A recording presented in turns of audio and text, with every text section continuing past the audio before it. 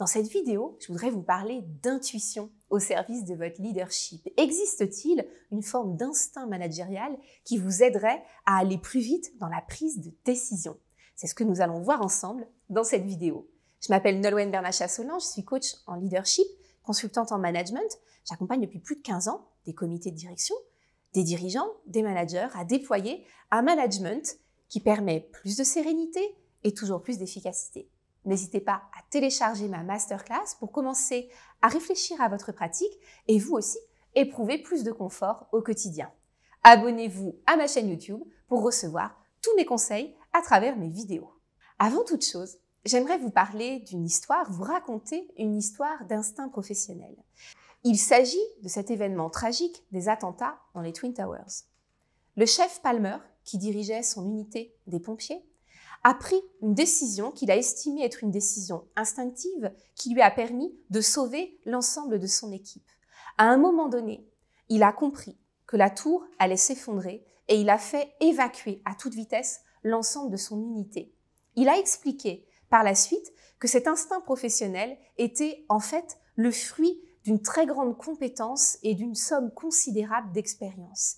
Il a pu, à travers la chaleur qu'il percevait, le son du feu, les vibrations qu'il ressentait, en quelques secondes, croiser toutes ces informations pour prendre une prise de décision éclair qui a permis de sauver tout le monde. C'est de cette manière qu'on va décrire ensemble la notion d'instinct professionnel.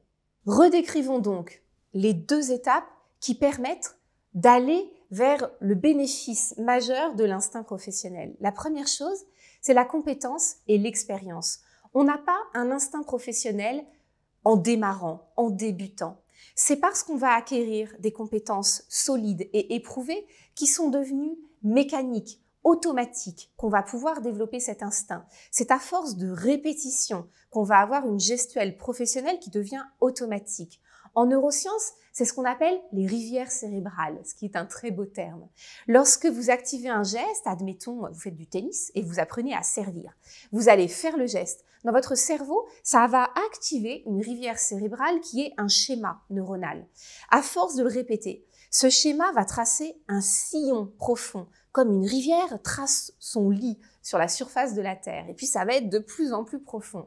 La compétence profonde est le fruit de la somme de ces répétitions. Donc développer son instinct, c'est répéter en permanence, éprouver ses compétences. Et du coup, bien sûr, c'est accumuler des expériences. Parmi l'ensemble de ces expériences, vous allez pouvoir identifier celles qui produisent un effet positif remarquable et direct, celles qui produisent un effet positif discutable et celles qui ont franchement un effet négatif. Donc, adjoindre cette compétence répétitive et la variété des expériences va vous permettre d'avoir un jeu de cartes interne extrêmement développé et vous allez pouvoir piocher la bonne solution au bon moment. Et c'est ça qui va vous aider à avoir une prise de décision rapide. C'est Daniel Kahneman qui a été prix Nobel et qui a écrit Système 1, Système 2, les deux vitesses de la pensée. On a une première vitesse de pensée qui est extrêmement rapide, qu'on va considérer comme intuitive, parce qu'elle est issue de ce phénomène de répétition. Et puis, il y a un deuxième mode de pensée qui est beaucoup plus lent, qui est réflexif, qui nous demande un effort de remise en question. Lorsque vous cherchez à activer l'instinct professionnel, vous allez bien sûr vous replier sur la vitesse de la pensée la plus rapide, la vitesse 1. Et donc, encore une fois, elle est le fruit de la multiplicité de vos expériences et de la répétition des compétences qui vous ont permis d'aboutir à des bénéfices éprouvés et testés.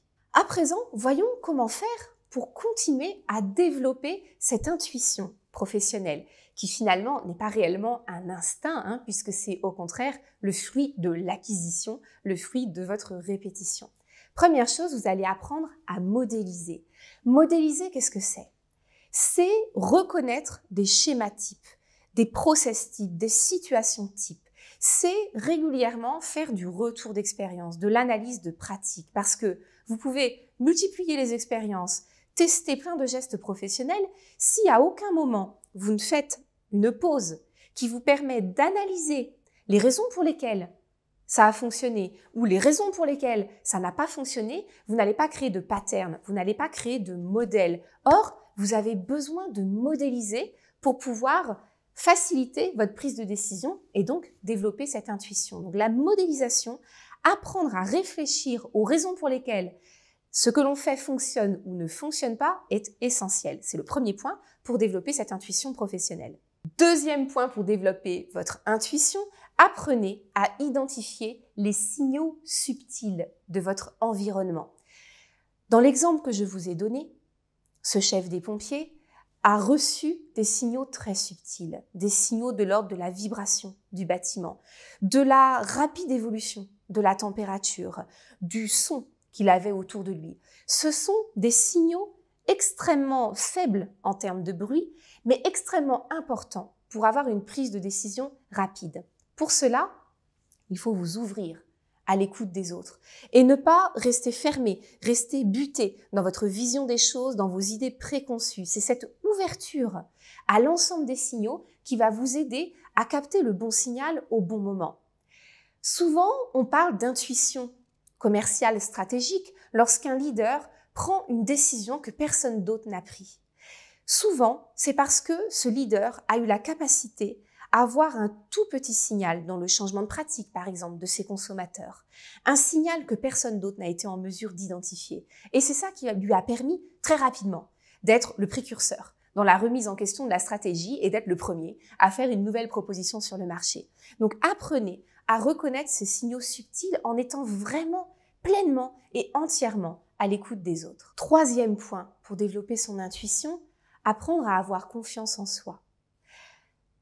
Un leader, un manager qui voudrait utiliser son intuition doit être capable de lui faire confiance. Je connais plein de managers qui ont la bonne intuition, mais qui doutent d'eux-mêmes et qui du coup remettent de côté cette intuition en se disant non, je peux pas me permettre de prendre cette décision-là de manière rapide. Il faut d'abord que j'aille discuter, échanger, etc. Et parfois, c'est très intelligent.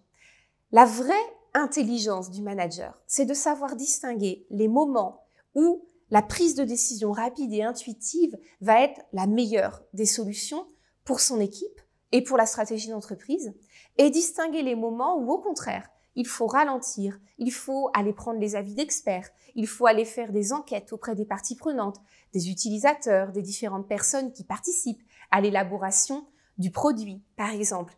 Donc, il y a un moment pour être à l'écoute, recueillir les informations et prendre une décision pondérée, une décision sécurisée et collective, et des moments pour activer l'intuition. Et ça, c'est la confiance en soi du leader qui va lui permettre de savoir à quel moment switcher entre l'un et l'autre. Je vous invite à réfléchir a posteriori. À chaque fois que vous prenez une décision, faites un bilan avec vous-même et dites-vous, est-ce que cette prise de décision, il était pertinent de la faire de manière collective ou si vous l'avez prise de manière intuitive, est-ce que j'ai réagi de la bonne manière? À force d'analyser rétrospectivement sans vous juger, il ne s'agit pas de vous dire « Ah, j'ai été nul, j'aurais dû faire comme ça ». Non, les choses sont faites.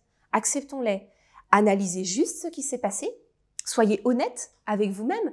Est-ce que c'était la meilleure option possible ou pas? Si ça l'était, modélisez et faites en sorte de reproduire. Et si ça ne l'était pas, dites-vous de quelle manière je pourrais apprendre à me faire plus confiance la prochaine fois pour choisir une autre modalité de prise de décision. Voilà ce que je voulais vous dire sur l'intuition professionnelle qui est un vrai outil de management si on ne se trompe pas sur la définition de ce qu'est l'intuition en leadership. Merci d'avoir regardé cette vidéo jusqu'au bout. J'espère qu'elle vous a plu et si c'est le cas, signalez-le. Abonnez-vous à ma chaîne YouTube, soyez au courant de toutes mes nouvelles vidéos et apprenez en les regardant. Merci beaucoup et à très bientôt.